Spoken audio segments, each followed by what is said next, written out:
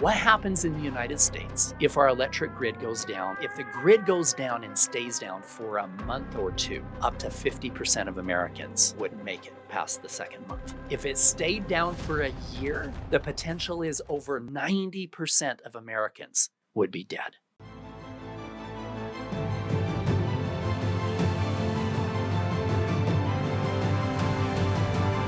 Welcome to the Liberating Humanity podcast. I'm Paul Hutchinson.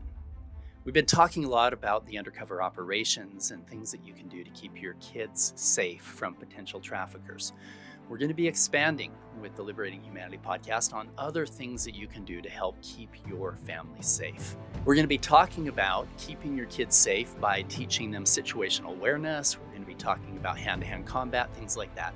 Today, I really felt strongly like I needed to put out a few episodes on preparing for the unexpected, potential threats. I'm going to be going through some things that I believe are important for our day and time. I believe that 2024 is a time for potential civil unrest in the United States and in other countries.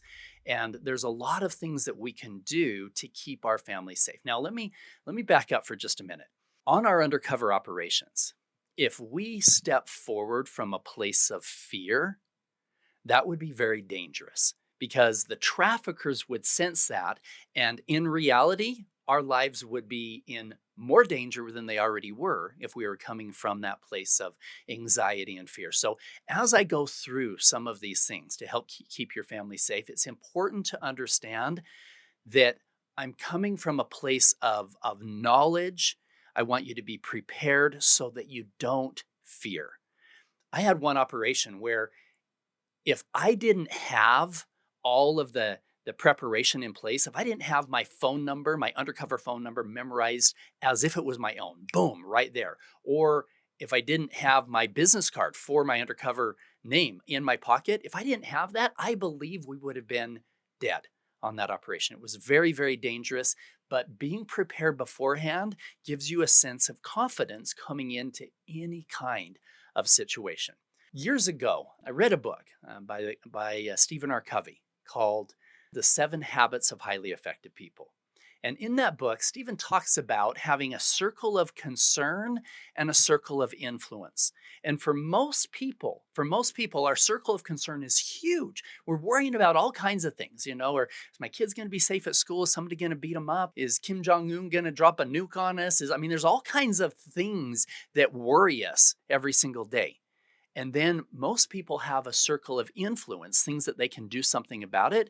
It's a smaller one where, we have the circle of influence, these things that we can do to deal with situations in our life. And then we, of course, have this bigger one that's the circle of concern. I made a decision a long time ago that I'm going to do everything I can every day where those two circles are the same size. What does that mean? If I have something that comes into my circle of concern, if it's something that's worrisome, that if my daughter's going to be safe when she goes to this other country, or I don't know if I'm going to be able to provide for my family in this period of time, I'm worried about money, I'm worried about the future, I'm worried about job security, I'm worried about my health, all of these different worries that we have. If we have this worry that comes into our circle of concern, I made a choice that I can either push that out of my circle of concern, where I'm not going to waste a whole bunch of emotional energy every day on worrying about that thing, or I can increase my circle of influence to a larger level that includes that thing that's now in my circle of concern. So there was a few things that continued to come up in the last 10 years. I became good friends with a lot of my investors in the fund that I was building. And these guys were super wealthy. These guys have their own financial advisors. They have their own security as they're traveling, all this stuff. And I became good friends with a number of them.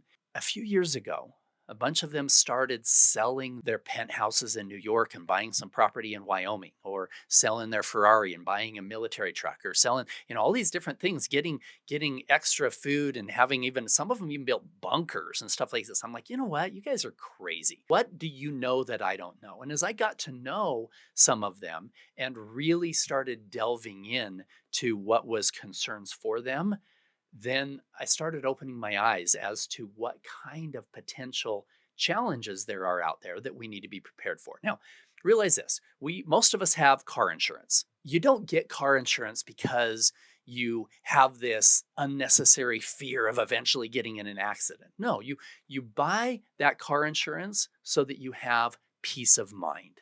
And that's what my goal is over this episode and the next 3 or 4 is to give you a degree of peace of mind for some of these things that could be challenging in the future. What do most people spend time worrying about? Number one is money. And I'm going to do a bunch of episodes specifically on money, on financial liberation and things that you can do to get out of your money trap. So that's coming.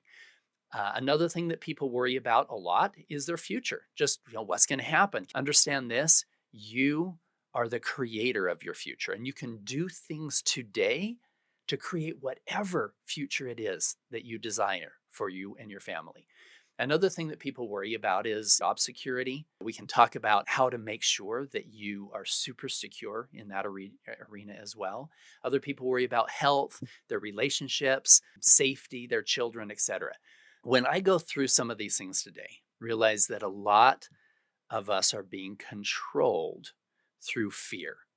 The media controls through fear, our governments control through fear, even some of our religious leaders control through fear.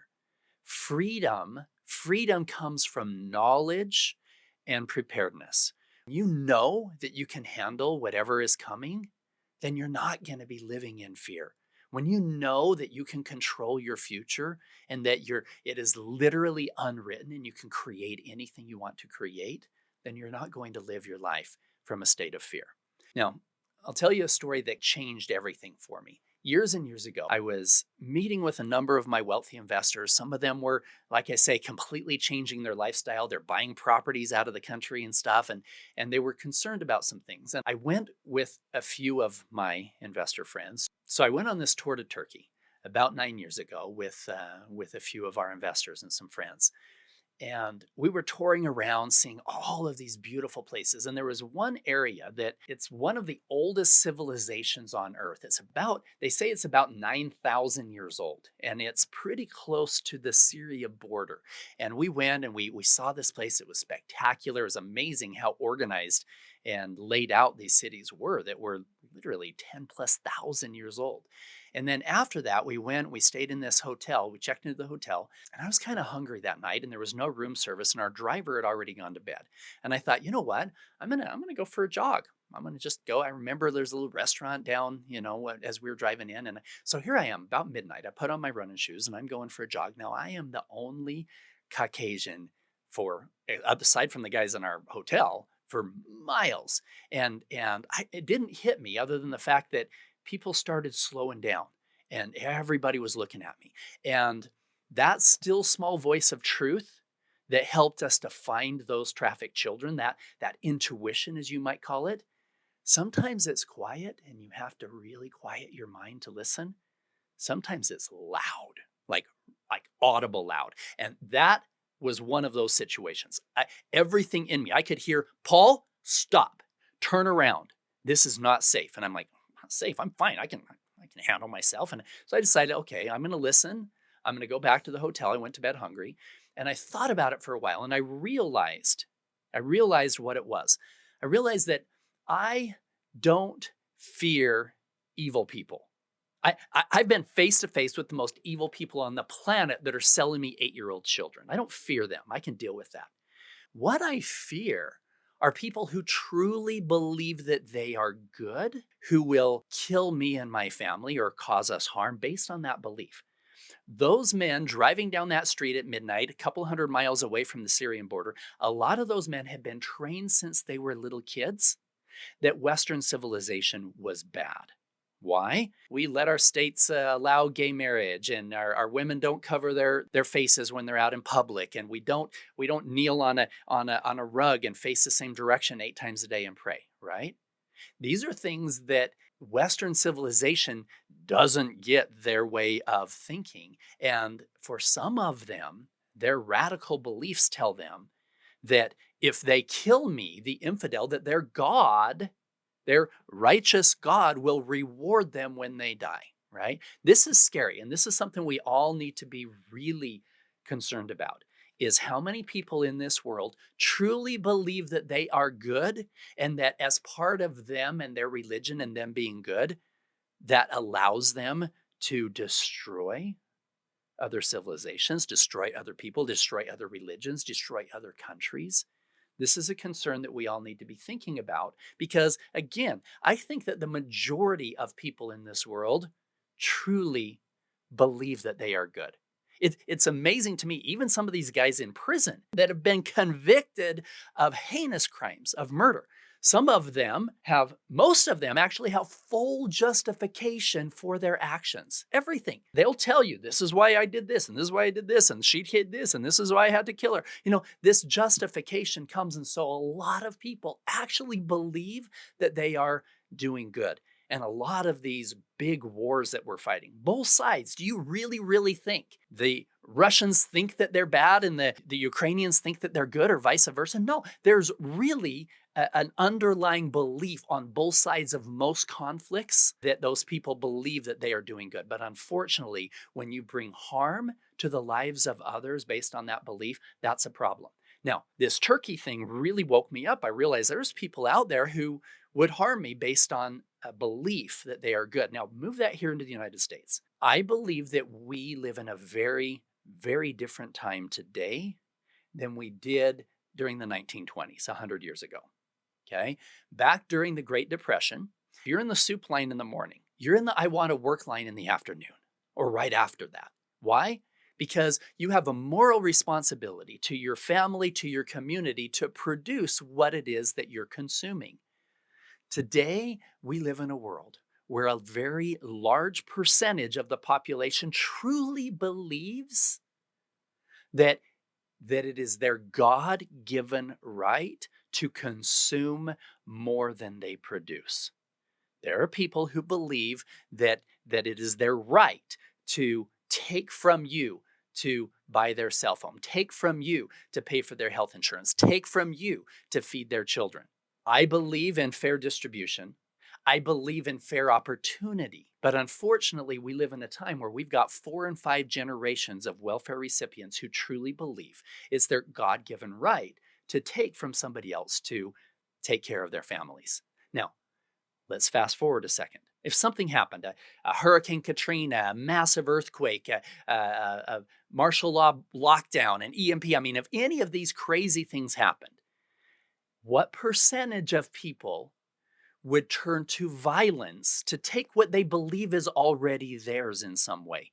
If their vote will no longer allow them to take what they didn't earn, how many of them would take to violence? You and I as good, I'm going to call it God-fearing people.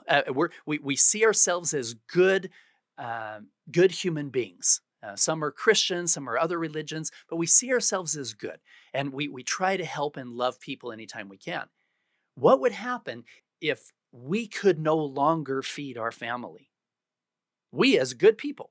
What would happen if we knew that our children were going to starve if we didn't maybe break some moral rules a little bit?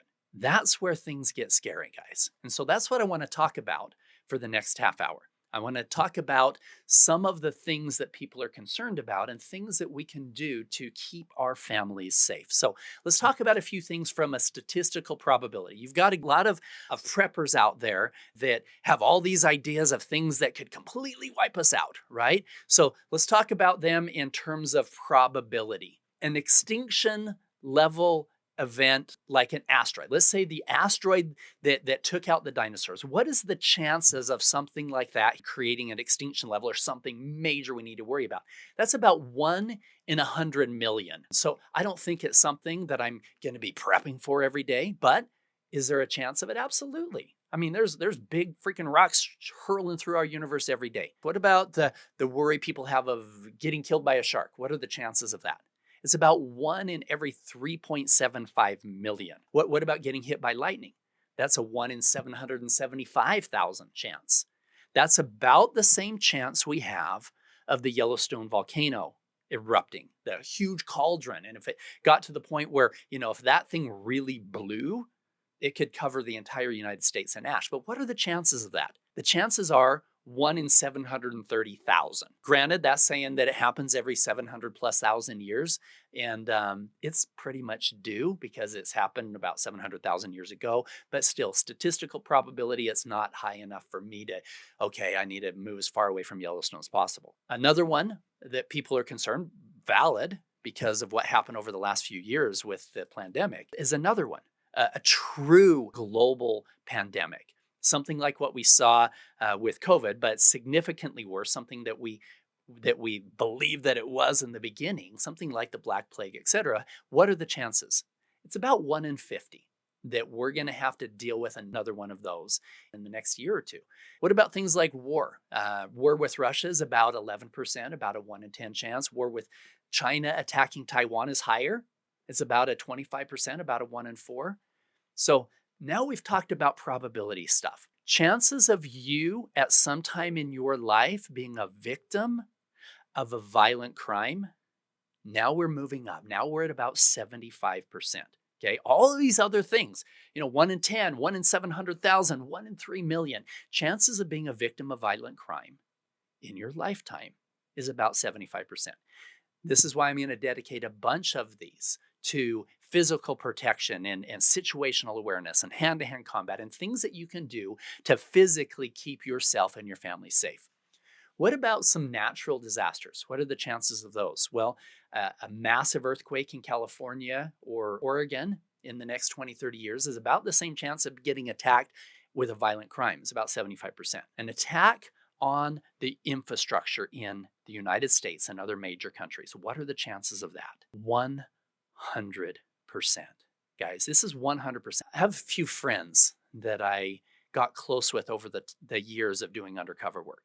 These are guys, former CIA, FBI, even governors and congressmen and senators, etc. I went to lunch with a friend of mine. He was a very high level position in the FBI over in the Pacific Rim.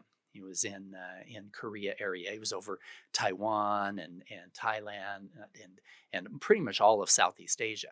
And something happened where he got fairly concerned and he decided he wanted to move his family back to the United States and take a job that wasn't as high profile as somebody on the task force there in Southeast Asia. But he came back and felt he would be much safer. He took a job training, long range shooting, etc. I went to lunch with him and I asked him, I said, what keeps you up at night? What are you concerned about? He said, Paul, I can't tell you that. He said, but I think that you should read a book called 1 Second After. I said, really, what's that about? He goes, it's just a fictitious book about our enemies and, launching an attack on the U.S. electric grid, taking down our entire infrastructure. He said, I think you should read that book. And I was, okay, that's interesting. Okay. And so I actually went and bought the book, but didn't start reading it. And a few weeks later, I was at lunch with another friend. He was serving in Congress, Intelligence Committee in Washington, D.C. And I was asking him, I said, what keeps you up at night? He goes, well, he said, as you know, he said, I get briefed every week by the head of the NSA, FBI, all of these different branches of the military, all of them brief him and his team. And if there's something important enough that needs to be taken to Congress and dealt with, then he's one of the ones that does so. And so we were sitting talking about some things, and he said, Paul, he said, you should read a book called 1 Second After. And I'm like, are you kidding me? I said, I had another high-level government friend that said the same thing. And so of course I went and got the book. My friend told me this. He said, Paul, he said, Congress had 9 scientists do a study on the potential risks in the United States against their infrastructure, in particular, their risks on the electric grid. He said of this, I believe, 18 critical infrastructures in the United States, 17 of those 18 rely upon one, which is the electric grid. If that goes down, everything goes down, everything. Communication goes down, transportation goes down, heck, refrigeration, in your own house. All of this stuff stops. And in this book, I started reading. It's a fictitious book about a family. They're having a barbecue, and all of a sudden, boom, the lights go out. And they're trying to figure out what's going on. They don't turn back on, and the cars aren't working either. And they start looking into it, and they realize what happened is that One of our enemies, North Korea, Russia, China, Iran, so one of our enemies launched a nuke that didn't hit a US city. Instead, this nuke blew up about 300 miles above the surface of the Earth. And in doing so, created what we call a Carrington event. This Carrington event is 100,000 volts of electricity going out every direction, literally 1,000 plus miles in every direction, and taking out the entire electric grid infrastructure. Now, just so you know how serious this is, our infrastructure is held together with these massive transformers. These things are big. These are 500,000 pounds each. They're massive. It takes 2 years to replace them. If just 4 of these things went down and stayed down, our entire grid, our entire country is in a serious problem. It takes 2 years to manufacture them, and they're manufactured in, are you ready for this? Germany and Korea, right?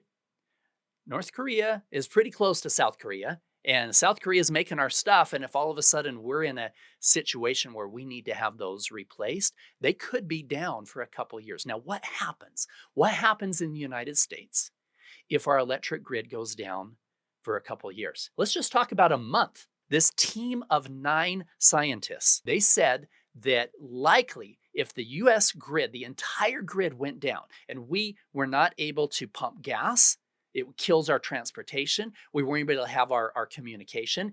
We weren't able to ship our food around. If the grid goes down and stays down for a month or two, we could have up to 50% of Americans that wouldn't make it past the second month. If it stayed down for a year, the potential is over 90% of Americans would be dead. Why? Number 1, sickness. Number 2, dirty water. Number 3, probably the biggest of any of them, is food. And we sit here and say, food, we got plenty of food. Guess what?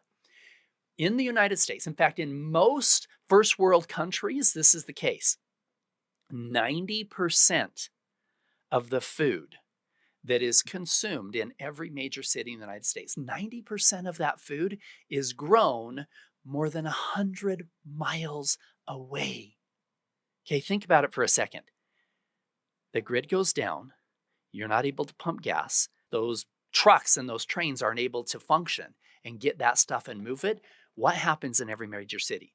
There's only 3 days. There's only 3 days worth of food average on the grocery store shelves in every major city in this country. And it's only about 3 hours worth of food in terms of how many people will rush the stores and take everything in a situation like that. And so with only 3 days worth of food and with only 10% of the food that's being consumed is grown and produced within a 100-mile radius of that city, things get really dangerous really fast. So whatever it is, if transportation stops and we are not able to keep our food cold and refrigerated, we are 9 meals away from anarchy. 9 meals. Okay. This is going back to what we talked about 20 minutes ago. I feel like I'm a good person. If my children were starving to death, would I rob? Would I steal? Would I take things that weren't mine? If my kids were starving to death, I'd probably push some of those moral envelopes there, right? So what we need to do, before anything ever happens, we need to get to know our neighbors. We need to come together in a spirit of cooperation to be able to work through some of these things, because otherwise things will get really dangerous really fast. And you have to ask yourself, that percentage of people that by their votes have shown you that they truly believe that what is yours is theirs, what percentage of them would take to violence to take what they believe is already theirs in some way? As we're moving forward, though, this is so important. What I began this podcast with is no fear. Okay. So as we go through this stuff, I'm going to tell you some real life situations, things that we need to really be aware about.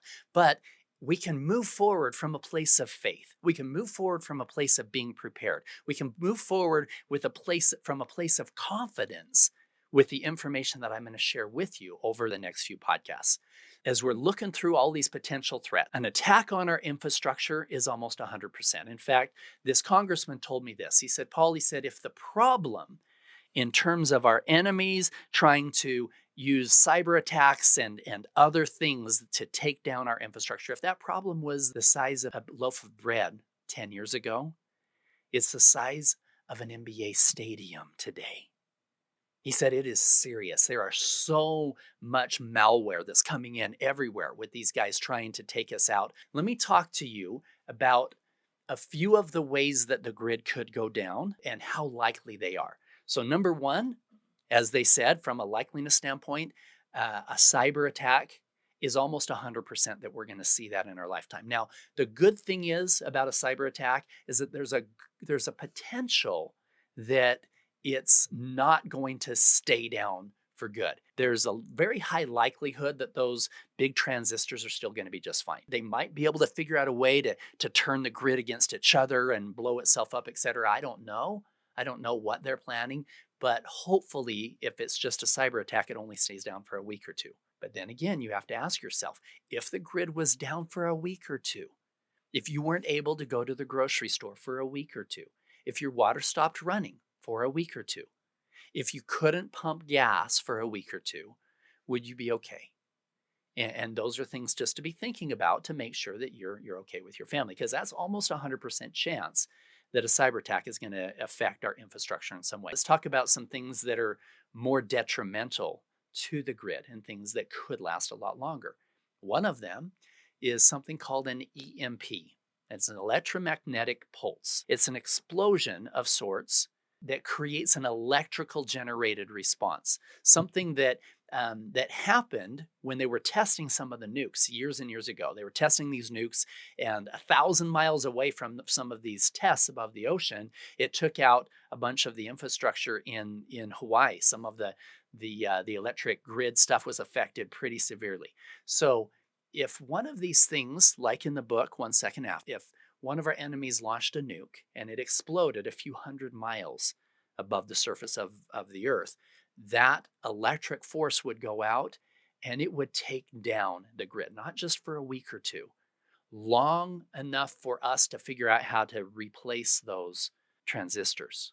What do we talk about already? Those are 1 to 2 years out. How dangerous is that? Super dangerous. That team of 9 scientists that did the EMP report said that up to 90% of Americans could be dead. Now, the chances of an EMP nuke hitting us is about the same chances of us going to war with an actual nuclear war. I mean, it is a serious attack on the US, and any one of our enemies knows that it would be game over for them if we had to retaliate against something like that. But it would bring America to its knees. Another thing that could happen that could take out our grid is something that, even if we're super nice and everybody on Earth is getting along, there's no wars going on, there's something up in our sky that every 11 years gets a little bit more active, and that's our sun. Every 11 years, it goes through a cycle of increased activity. And through 2024 and 2025, we're going through a significant increase, probably one of the largest increase in activity we've had in over 100 years. Again, it happens, it raises every 11 years, but this is, a lot of scientists are saying this could be a lot bigger than anything we've seen in our lifetime. Well, if you go back to 1859, the sun emitted something called a coronal mass ejection. Now, these happen every day, but in 1859, it emitted a large one that just so happened that the Earth, in its rotation around the sun, was in the exact position that happened, that coronal mass ejection happened. And in doing so, it sent something similar to what an EMP would be, and it took out all of our electrical devices at that time. Now, what was existing at the time? It was telegraph machines, right? So everybody had telegraph machines. Boom, these wires caught on fire. The wires caught on fire on the telegraph machines. They had to restring a bunch of this stuff to get it going again. If what happened in 1859 happened again in 2024, 2025. If that same event happened, it would be significant damage to our way of life. Why? Because how many things now would be affected by that kind of electrical hit? Our computers, there's computer little chips in our cars. Our electric grid for sure would fry itself. Even our cell phones could potentially be affected by something like that. And the chances of that happening is at about 12%. Okay. And we think, okay, 12% is not big. Guess what? That's Russian roulette, guys, right? If you got 8 rounds in your gun and one of them's got a bullet, how many of you are going to feel comfortable going, it's not a big deal. It's only 12%. No, you don't do that, guys. It's a big enough risk. And that's something we can't just diplomatically negotiate ourselves out of a potential war with. No, this is something that literally happens every 11 years. There's this huge increase. These are serious things that, again, I don't want you to move forward from a place of fear. I'm educating you on the risks and helping you understand how real these risks are. Again, these things are a higher probability than playing Russian roulette. So why not take a step back and say, okay, if I'm already doing things to keep my children safe from potential child traffickers, if I'm already doing things to keep my family safe with a roof over their head by me working 8 hours a day, wouldn't it make sense for me to take a little bit of my time, 5 or 10% of my time, and take a serious look at some of these threats and say, what do I need to do to ensure the safety of my family? Again, number one, know that there's about 3 days worth of food in your city. You don't have to take tens of thousands of dollars and buy a huge Connex full of wheat and rice and whatever else. But it wouldn't take that much to buy an extra bag of rice and finding something that you can keep your water pure. It's like $20 to buy something called a life straw. $20. Guys, go on Amazon, order a life straw today, get a couple of them. You can suck water out of the toilet and drink it. Now, I wouldn't do it. I wouldn't suggest that. In a grid down situation, dirty water is going to kill as many people as starvation. And we'll go into detail in an entire podcast on the details of purifying your water. Years ago, Kim Jong had this picture that he put out of him and all of his military advisors, and they're standing around this table and doing this strategy meeting. And up on the screen, the board behind them, there was a map of the United States, and it had 3 nukes. Sorry, there was 4 nukes, and one of them was on the Hawaii area. Which is understandable. That's probably the closest military base that on U.S. soil that is to them, and so that would be a target for them. One of them was in the Washington D.C., New York area. You can understand why that would be one of their targets because our leadership of our country is there. Another one was in the Southern California area, Los Angeles, and the other was in Texas, like the middle of Texas area.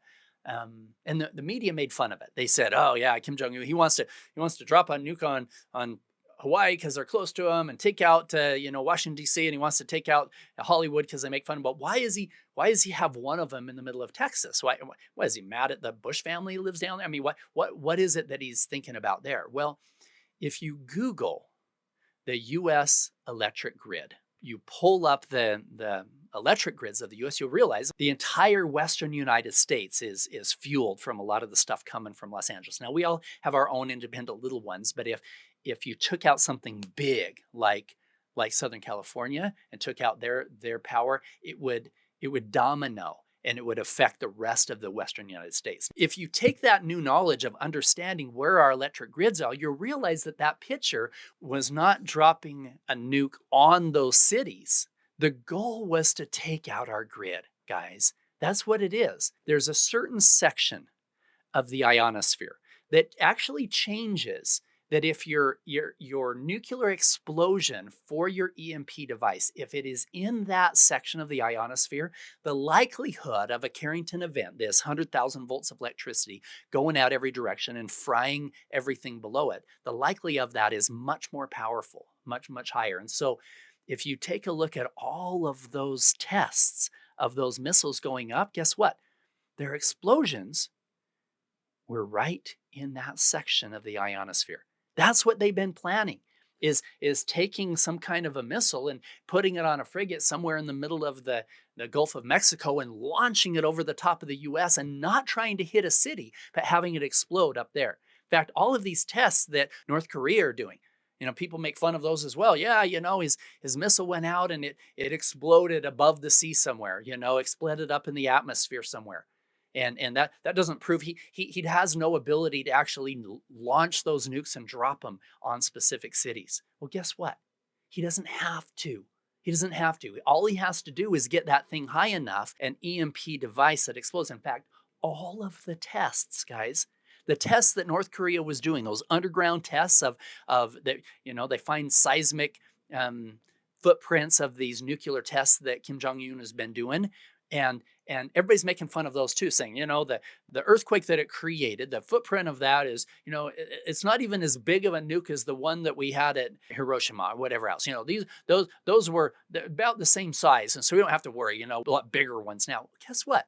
The guys who have studied EMP technology say that the digital footprint of those tests were super EMP weapons. They weren't traditional nukes. They weren't things that you have to drop on a city and take out the city. It's something that, boom, would take off in the atmosphere. Now, why would they want to do that? Why? Some of our enemies within their religious code say that they can't launch a war where they're going to kill innocents, right? They're going to kill the children. They're going to kill the animals, things like that. Well, an EMP doesn't kill any people. It doesn't kill any animals. What it does is it turns us against each other, right? For scarce resources. We have walked ourselves into a corner where we're like, oh crap, I only have 3 days worth of food in my fridge. And there's only 3 days worth of food in the grocery stores. And we don't have the ability to grow the food to take care of these cities. If something happened where our infrastructure was affected, things could get dangerous really fast. And our enemies know that. And they know that we would destroy each other rather than them having to come in and fight us and lose a bunch of lives, etc. These are some concerns that are starting with the most likely to the most devastating. And over the next few weeks, we're going to be talking about each one of these and things that you can do to keep your family safe from them. I wanted to take some time today and talk about our electric grid because I believe that that is our Achilles heel. It's our Achilles heel in most modern societies. We have gotten ourselves to the point where we are so dependent upon that grid. And ask yourself what things, and this is why reading that book 1 second after was so enlightening to me, is I didn't realize how many things, how many, everything was dependent upon that electric grid and how much of our life changes immediately if all electronics turn off today. Just sit back for a second and ask yourself, just walk you through your day from the first thing you do in the morning. Okay, if you don't have electricity, how is your furnace going to be blowing the air from the fire? And could you relight it if it went out? No, you wouldn't. So if you're in a place where you've got a lot of snow, you have to figure out how to keep your family warm in a grid down situation. What about cooking your food?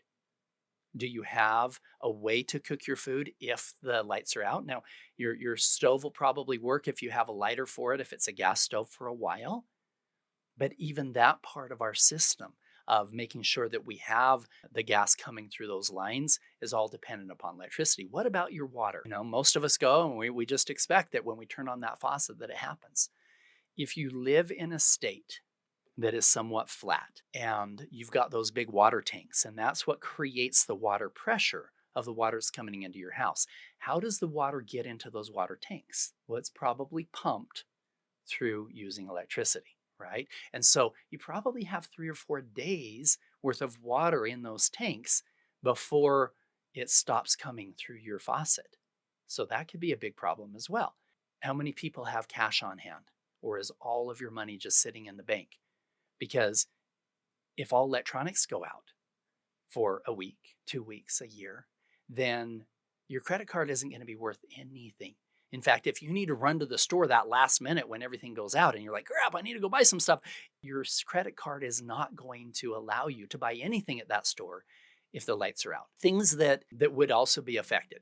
Supply chain for sure. And we just talked about how all of the food that is coming into those stores is coming from somewhere outside of your neighborhood for sure. And so whether it's the 10% that's coming from farms that are within 100 miles away, or whether it's that 90% from other places, grid down and other things that we're going to talk about over the next few weeks could affect the supply chain.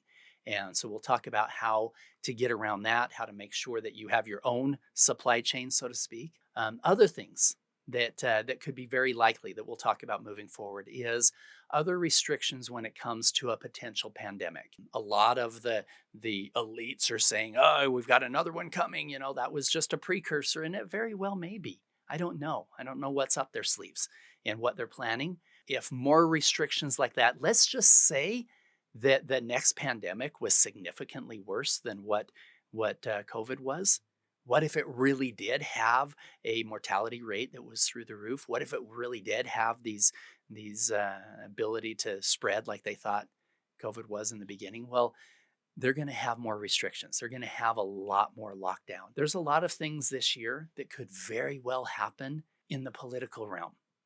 I don't see a time anywhere since the Civil War that we've had more division in the United States, especially from a political standpoint. There is so much distance between the right and the left right now. There's so much distance. It's this massive chasm.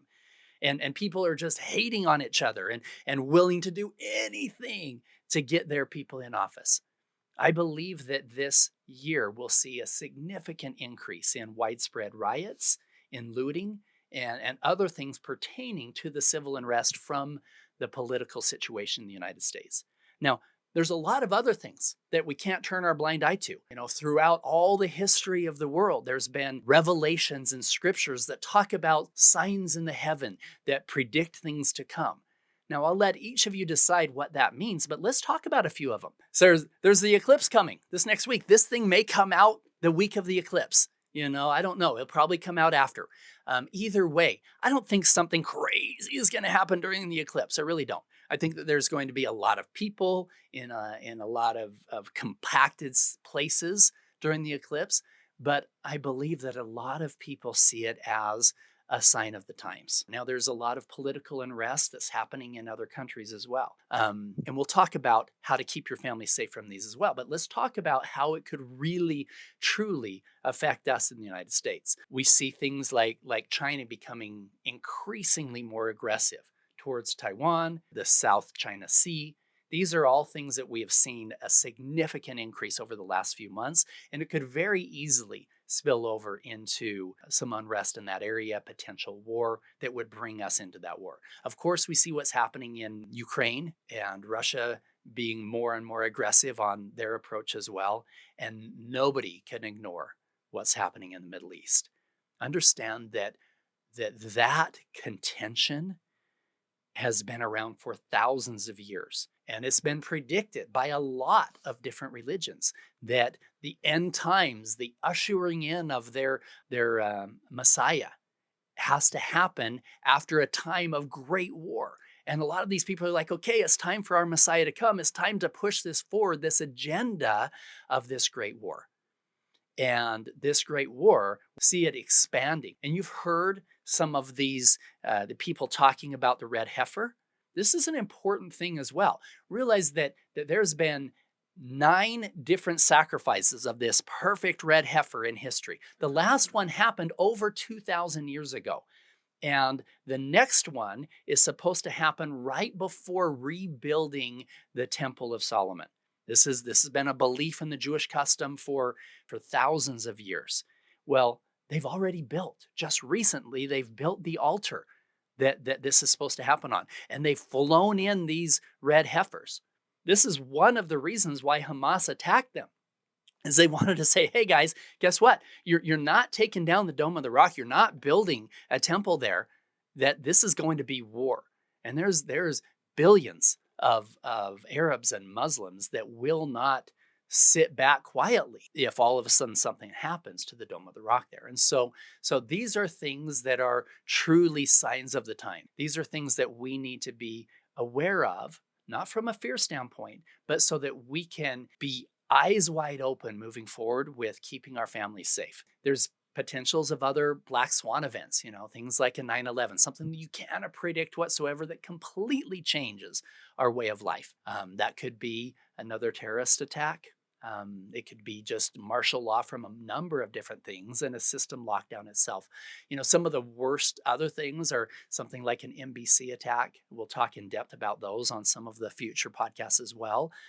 Other natural disasters, how to protect your family in the case of severe weather, an earthquake. I'll go through an earthquake kit, something that I created for each one of our houses. I even gave it away to some of our friends because if the entire system is down and there's a massive earthquake, how long is it going to take for you to get your favorite contractor over to fix the windows in your house and everything else? There's EMPs that can just take out a city instead of an entire country, etc. And of course, something that we don't know, none of us want to think about, but is a very real possibility, is the potential of war, whether that's being sucked into some of these wars that are existing around the world right now, whether it's us seeing those things escalate into a world war, whether it's a civil war in the US and people just rising up against each other. These are things that we need to be aware of, that we need to prevent against in whatever we do. If we can avoid those things, like the Civil War, like the World War, if we can change how we see each other, if we can come together in a place of understanding, then our future generations are going to thank us. I think we're on the precipice of something dangerous. I believe that 2024, 2025 could be as dangerous in our cities as the places that we did undercover work and found those trafficked children. There's a very real potential for a lot of these things to go wrong. As we're moving forward, though, I don't want to leave this on a down note. I want you to understand that by simply paying attention to how much food you have, making sure that you have just a few things like a way to keep your water pure, having some extra food on hand, having a way to cook it, having a bug out location, a cabin or a friend or somewhere that you can get out of the big cities when necessary. These are all things that you can move forward with confidence and help your family get to a place where you're not living in fear, not now and not then. When things start falling apart, the worst thing that we can do is turn to fear, turn to anger, turn on our neighbors. No, we need to come together in a place of peace, harmony, and working together to deal with some of the situations that I believe are coming. So this is the first of our preparedness podcasts on liberating humanity. Again, it's about keeping your family safe. We're going to do a few of these on your food security, on your water security, on your financial security, your housing type security. We're going to do a bunch of stuff on those over the next couple of weeks. And then I'm going to do a bunch on financial security and how to keep yourself out of a situation where a lost job or something like that could really affect you. So we'll go through building successful companies and what that looks like in keeping your family safe. And then we'll bring on some of my favorite people, some of the ones that have trained me in hand-to-hand combat and edged weapons and situational awareness, all of these things. So we're going to bring this to you for free so that you can keep your family safe. This has been the Liberating Humanity podcast. Thank you for joining me today.